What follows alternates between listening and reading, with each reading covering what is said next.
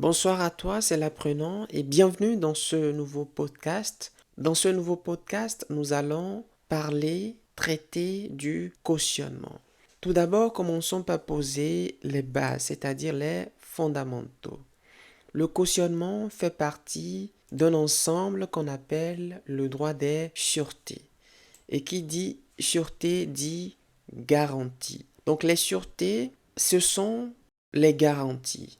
Concrètement, il s'agit de garantir le paiement d'une dette que doit un débiteur envers son créancier. À cet effet, le législateur va mettre en place des mécanismes de garantie de créance. Il s'agit des mécanismes légaux. Et ces mécanismes traduisent le droit des sûretés qui garantissent le paiement ou les paiements d'une ou des créances aux créanciers. On distingue les sûretés réelles et les sûretés personnelles.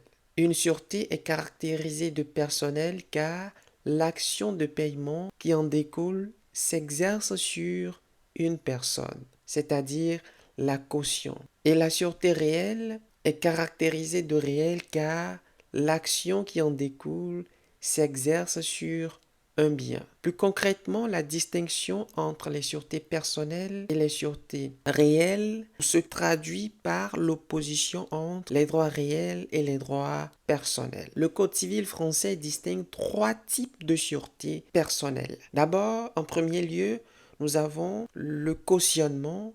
En deuxième lieu, la garantie autonome. Et en troisième lieu, nous avons la lettre d'intention. Ce qui nous intéresse dans ce podcast, c'est le cautionnement. D'abord, la définition doctrinale. La sûreté personnelle est définie comme l'engagement pris envers le créancier par un tiers non tenu à la dette qui dispose d'un recours contre le débiteur principal. La définition légale découle de l'article 2288 du Code civil français. Le cautionnement est le contrat par lequel une caution s'oblige envers le créancier à payer la dette du débiteur en cas de défaillance de celui-ci. L'alinéa 2 précise qu'il peut être souscrit à la demande du débiteur principal ou sans demande de sa part et même à son insu. Venons-en maintenant à l'application du mécanisme, à l'application pratique du mécanisme de cautionnement. Quelle est l'utilité pratique? Le cautionnement traduit l'ajout d'un rapport d'obligation accessoire au rapport d'obligation principale. Et le rapport d'obligation accessoire traduit le cautionnement. Et c'est d'ailleurs la raison pour laquelle on caractérise le cautionnement d'accessoire. C'est-à-dire, il confère au créancier un droit de gage général sur le patrimoine du garant en cas de défaillance du débiteur.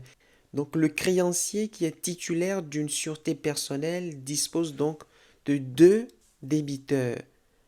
D'une part, le débiteur principal et d'autre part, le débiteur qui s'est porté garant de l'exécution de l'obligation principale en cas de la défaillance du débiteur principal.